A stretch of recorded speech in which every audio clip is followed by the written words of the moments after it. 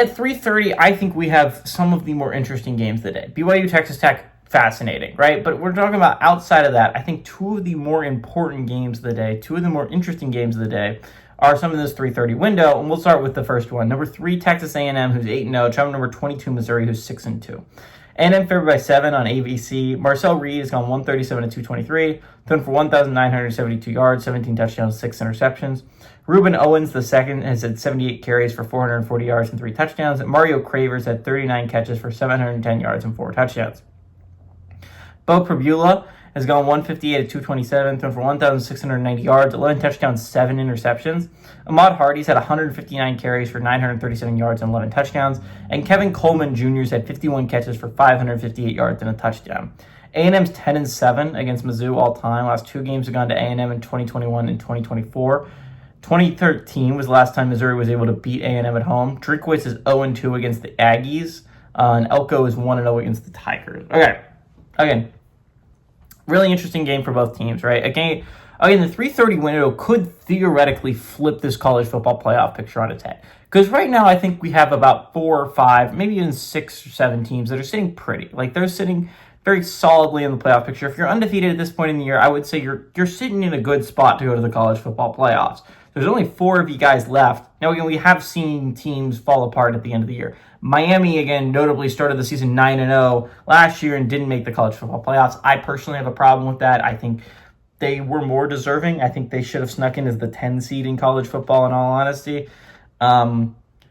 I think that Miami was kind of robbed there. I think there were 2 teams that made the college football playoffs that didn't deserve to make the college football playoffs. I'll say it. I don't think Indiana deserved to make it. I think a lot of SEC fans are going to feel happy about me saying that.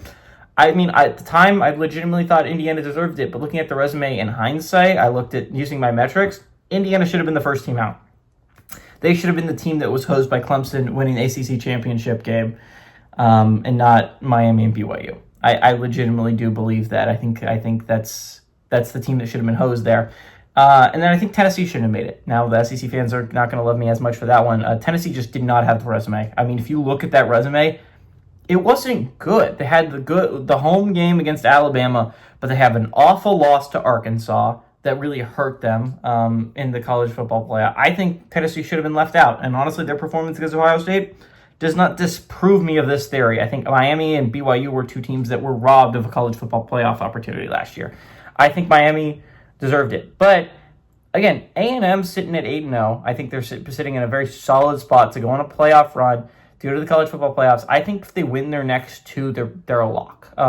They have an FCS game left. Theoretically, if you lose to your FCS opponent, that would put you in a really awful spot to go to the college football playoff. It'd be worse than a group of 6 loss. I don't even know how my formula would account for an FCS loss, but I haven't had to worry about it yet.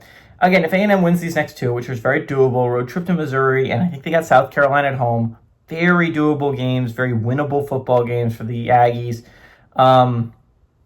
And then they don't even really have to worry about their road trip to Texas to end the year, which Texas would really like.